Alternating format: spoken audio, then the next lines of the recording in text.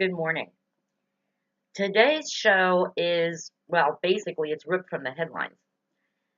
January 2nd, all of a sudden, all the commercials changed from being about Christmas gifts and sales and food products and had turned to weight loss, gym memberships, the Atkins diet, the South Beach diet. Let's lose all that weight you gained from Halloween to New Year's Day. And of course, one of the biggest topics in weight loss is the gastric bypass surgery, which is what we're going to talk about today. Last week, I invited viewers to share with me their weight loss surgery nightmares. And very few people did. But the ones who did, it shocked me. I got a message from a viewer yesterday sharing with me something, and she wishes to stay anonymous. But what she shared, I didn't believe. I thought, well, this can't be right. So I got up early this morning and I researched it myself. And I was shocked by what I found, and I think you will be shocked too. One of the points of this show is not just to talk about politics and slam our leaders and our congresspeople, but it is also to educate and to maybe come up with things that you don't think concerns you, but maybe they should. You know, when gastric bypass surgery first came out, it was considered a miracle. Wow, I can go under the knife and lose 100 pounds in 6 months. It's a miracle. But nothing is as good as it sounds. Many people who have had gastric bypass surgery have had huge disappointments and some very serious side effects. Some they never even considered. The first major side effect, which I am actually personally, I know about it, because someone I know who had gastric bypass surgery was affected by it. And it's alcoholism, believe it or not. Many people after gastric bypass surgery who never had a problem with alcohol before are becoming alcoholics. And while I don't understand the science of why that's happening, I do know what is actually happening to these people. According to my research this morning, gastric bypass surgery, what it actually does is when you drink alcohol, your blood alcohol content goes up faster. But what I've learned from my own experience with people I know is that they don't feel drunk. I was at a party once and I was with someone who had the surgery and they were downing shot after shot after shot. And I'm like, oh my God. I said to my husband, are they driving? So I actually said something. I said, are you driving? Oh, don't worry about it. Since my surgery, I don't get drunk. I'm like, well, your blood does. And this is the problem. There was even a lawsuit I found online this morning where a person died from alcohol intoxication after having the surgery because they can drink more and not feel the effects of the alcohol. But the damage from the alcohol is still being done. And that's really scary. And there have been a lot of studies on this. If you Google gastric bypass surgery and alcohol abuse, you get hundreds of articles, all kinds of stuff. So it's something to think about. The PM I got yesterday very much concerned me. This woman said that she knew of 6 people who had gastric bypass surgery, and in 2 years, 4 of them were dead. Dead! They died from intestinal infections. They died from colon cancer. So I researched that, gastric bypass surgery and cancer. Guess what I found? People who have gastric bypass surgery, their risk for colorectal cancer doubles from the rest of us. That's scary. That's not something I bet they tell you when you sign on the dotted line to have half of your stomach removed. but it makes sense in a way, and I'm not a doctor, but it does make sense to me. When you mess with somebody's stomach, and instead of going into the stomach, the food, which turns to waste, goes right into the intestine, it makes sense that there would be more prevalence of infections in the intestine, more irritable bowel syndrome, more colitis, and yes, more colon cancer. Anything that messes with your digestive system surgically can cause problems. And again, I've never had the surgery, and I know a few people who have. But I'm wondering, and maybe some of you will respond to this, if you were told before your surgery that these risks were going to be there, that you should watch what you drink. If you were not a big drinker before surgery, don't start drinking afterward, because you're more prone to have a drinking problem after this surgery. Maybe you should start getting colonoscopies a little sooner. Oh, everybody would love that. But were you told that your risk for colon cancer could double? And that is disregarding if you have family history of colon cancer. If you have family history of colon cancer, which we know is hereditary, I can prove that too, because I know people in the same family who've had it. Maybe you should not have gastric bypass surgery, which if you already have family history of colon cancer, that means your risk will maybe even triple or quadruple. Look, I know that people out there are always either trying to lose weight or trying to convince people that being fat is cool. Okay? I don't like it. But I'm getting ahead of myself because I do have to finish what my viewer wrote yesterday. And this really scared me a lot. So 6 people she knows had the surgery. 4 died within 2 years. The one that really caught my attention was a 28-year-old woman who had the surgery. And after the surgery, she was constantly fainting or dizzy. She was going to the hospital, and while she was still considered overweight, the hospital kept telling her, "You are suffering from malnutrition."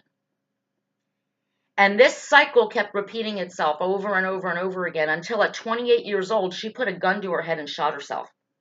She committed suicide. That woke me up big time. Woke me up big time. So now let's talk about why gastric bypass is so popular and how we get to the point where we actually need it.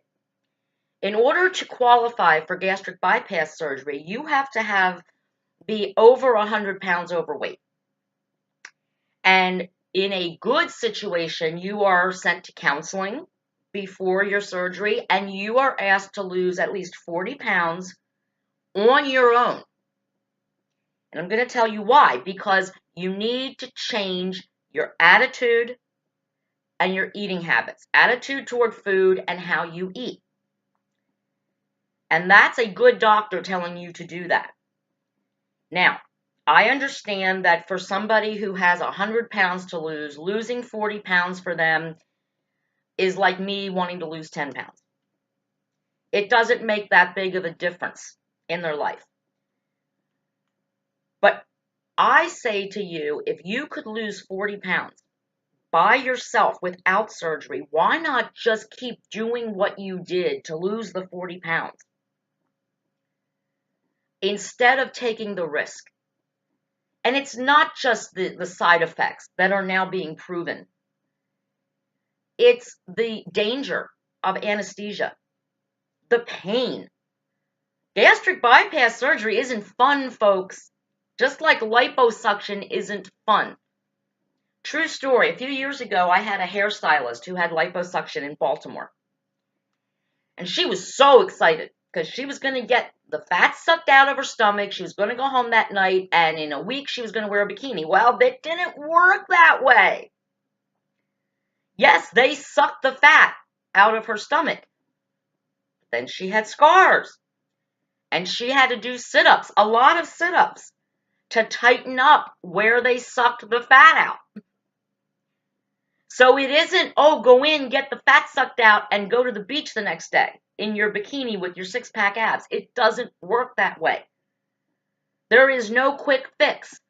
You still have to do the work. You have to suffer to look the way you say you want to look. Gastric bypass surgery. Insurance covers it. Hell, welfare covers it. Medicaid covers it. Our tax dollars pay for poor people to have gastric bypass surgery. What it doesn't pay for is the plastic surgery. Because see, when you lose that amount of weight that quickly, and you're not exercising the way you should, your skin doesn't keep up with your weight loss. And there are people that look in the mirror after losing 100 pounds and they hate what they see because their arms have skin hanging down to here. Their stomach muscles are down to their knees. And it's all loose skin. And the only way you can fix that is, yeah, you got it, more surgery. Only see, that's considered elective plastic surgery. Not covered by insurance, not covered by welfare. You're stuck. And there are women, I've seen it. I've seen the studies, I've seen the reports on their story. They look in the mirror and they've lost 100 pounds and they cry. They're hysterical because they look, one woman said, I look like a monster, my God. And there's nothing you can do unless you can afford plastic surgery. Not included. It's like when you get a toy and they say batteries not included and you didn't buy batteries and your kids lose their mind on Christmas morning because you don't have any batteries. You're not going to get gastric bypass surgery and lose 100 pounds and look like Demi Moore in Charlie's Angels, running out of the ocean with that beautiful bikini body. Not going to happen. Not going to happen. And let's talk about the fact that some people who have gastric bypass surgery are looking for the quick fix. Personally, those who know me, you know that back in 2008, I dropped 50 pounds without surgery. And it took me about 6 months to a year to lose 50 pounds. And that was 6 months of regulating my food, 800 calories a day, including alcohol, because I don't give up my alcohol for nothing. Was it the healthiest diet in the world? No. I was also doing Dance Dance Revolution on PlayStation for an hour, 5 days a week. And then on the weekends, I had free weekends. Friday through Sunday, I ate what I wanted with portion control. If I wanted a hamburger, I would eat half a hamburger. And a wonderful thing happened without anesthesia, without surgery. I lost 50 pounds. I didn't have any loose skin. And I learned how to eat, what a normal portion looks like. Something, by the way, I was not taught as a child. Any of you who knew my mother knew that it was embarrassing, her at a party, because her plate was so filled with food. It was embarrassing. She did not know what a normal portion looked like. And again, so many parents do not teach their children what a normal portion looks like. So when I lost the 50 pounds, something miraculous happened without a doctor, without a surgeon. My stomach shrunk all by itself. So now, when you see me eat, you will see me cut a hamburger in half. You will see me cut a sub in like 4 pieces and eat 1 piece and save the rest for another time. I am one of those lucky people that I can make a hamburger last for a week just by noshing on it whenever I get hungry during the day. Because I can only eat half of a hamburger.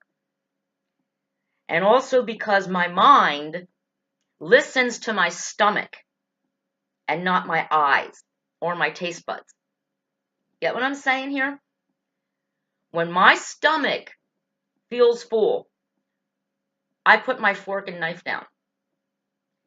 I ask for a doggy bag at a restaurant, or I Put my food in a baggie and put it in the fridge for another time. Too many people, look at people who say, I'm wearing my sweatpants to Thanksgiving dinner. Or, oh, let me unbutton my jeans so I can eat more. No. See, I don't know how you people sleep at night. On the occasion when I overeat, I pay for it because I can't sleep at night. I feel sick. So I don't do it. Do I occasionally slip up and overeat? Yeah. But then I pay for it. And it's not fun. And I swear I'm never going to do it again. And I don't for a while. There are times when I overeat. Sure, everybody does. But I don't make a habit of it because I feel so miserable when I do. And by shrinking my stomach naturally and learning what a real portion is, that rice should not cover half the plate and your meat cover the other half. I learned how to be able to enjoy anything I want. If I want fish and chips, I eat fried fish and chips. If I want wings, I eat wings, but I eat 4 or 5 or 6 wings. I don't eat 2 dozen. I love bacon cheeseburgers. I eat bacon cheeseburgers, but I don't eat a whole bacon cheeseburger. And I have been able to maintain a healthy weight for me since 2008. I slipped up a few years ago, and this is why I get angry when I say to someone, oh, I'm up 5 pounds. I've got to lose the 5 pounds. And they're like, oh, please, you look great. And my clothes fit. So why should I lose the 5 pounds? Because if I don't lose the 5 pounds, if I think, oh, I'm okay, my clothes fit, I'm going to continue to make bad decisions, which is why I gained the 5 pounds in the first place. And then it's going to be 10 pounds. Then the clothes are going to start getting tight. Then it's going to be 15 pounds. So I would rather restrict my food intake for a week or 2 weeks and lose 5 pounds than have to restrict my eating like I did in 2008 for 6 months to a year. So this is how I keep my weight in check. This is how I keep myself looking the way I want to look. And to be very honest with you, for me, it's not about health. It's about the fact that I grew up with an obese mother, an obese grandmother, and was told that that was normal. And this is my other problem. And the show's going long. And I don't want that. So I may continue this topic into tomorrow's show because it's important. So I think I am. I'm going to end it now. And I'm going to do a part 2 on this topic tomorrow because I think I've given you some important information.